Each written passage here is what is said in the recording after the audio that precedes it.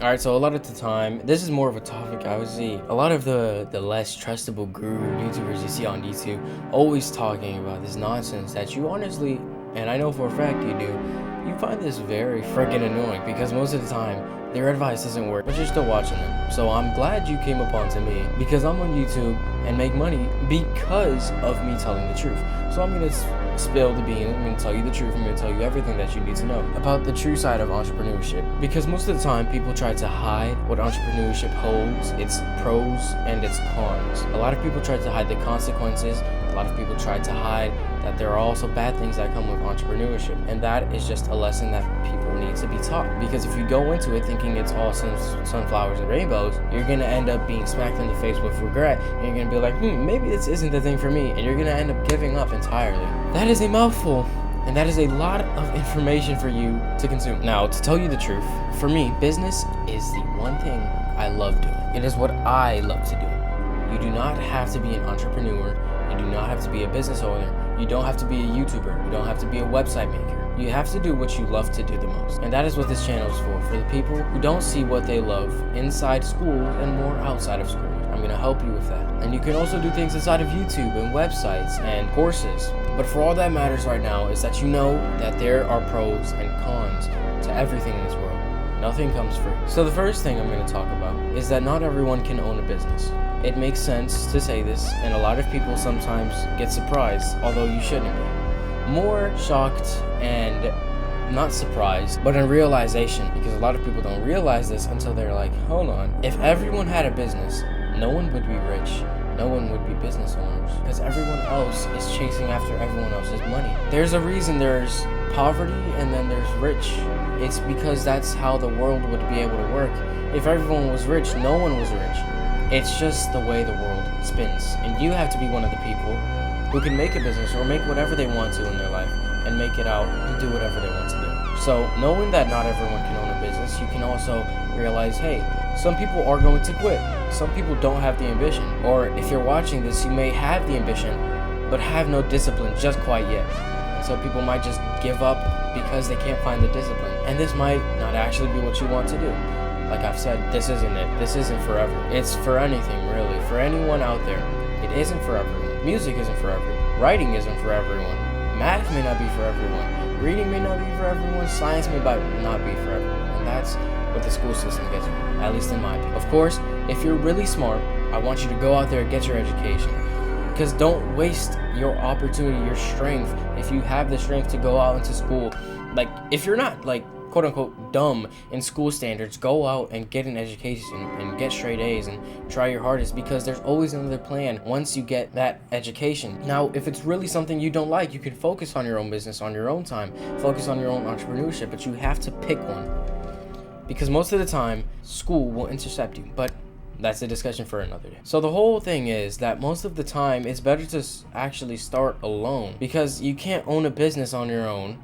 Then how are you going to start on your own? And some people can't handle these things. Some people can't handle the fact that they might quit, that they might not have ambition some days or discipline some days, or that this might not be the thing that they can do. Because some people really want to do something they don't want to do. And then they find themselves stuck in a position where they think they're doing the right thing, but they're not doing the right thing for them.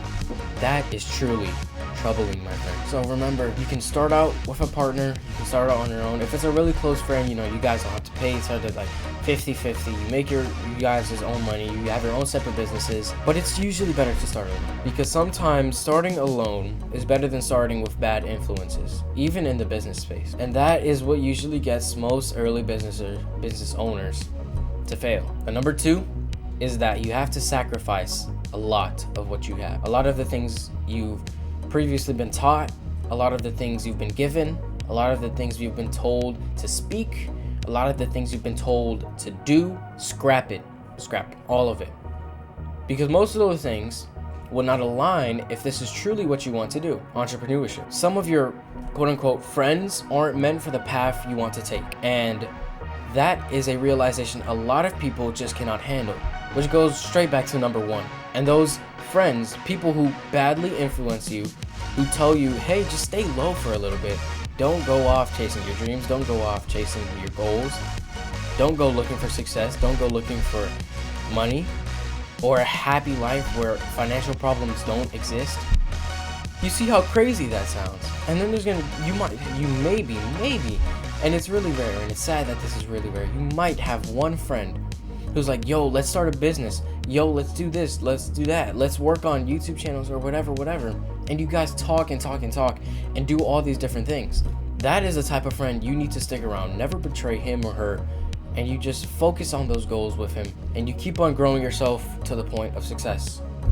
That is the ideal track that you get to have really when becoming an entrepreneur. And along with those old friends, a lot of those old friends probably hold old habits a lot of old habits that we've done lead to destruction. You have to let them go, which also is part of the reason that no one ever really mentions this part. Most of the successful entrepreneurs you see out there, what do they all have in common? Successful. What I mean by successful is that, first of all, they succeeded financially, succeeded mentally, and succeeded physically. I could name a couple. Now you name a couple in your head, maybe take a minute or two, pause the video, and when you're done, what do they all have in common? Besides those features, they all completely changed from before they started their business. They've all become so much more happy, healthy, and rich. And wanting to be rich isn't a bad thing. Self-control is what matters. But all in all, owning a business comes to self-control, and it also starts by letting go of things. You don't have to add anything if the things you're already doing are slowing you down. For example, if you try to diet, day one, you start eating some healthier foods, maybe some canned tuna, it's dry, whatever. You suck up, eat the protein, you get some good, decent meals that actually taste good and go in your macros. The next day, you eat like you normally do. Whatever it is, sweeties, trash, freaking bags of chips and sodas, whatever it may be, and you still try to do the diet right after you eat all of those things. What do you think is going to happen to that dieter after the so-and-so deadline of time that he had in order to lose 20 pounds? He failed. Of course he did. Because he didn't remove the old habits. He didn't remove the old foods that he was supposed to throw in the trash and continue a new life only dieting. He didn't even have to diet. You know what he had to do? He had to remove the old habits. He could just eat with self-control. But instead, he kept on eating how he usually did. And that was his old ways, and that was what led him back to destruction, and he felt worse than before.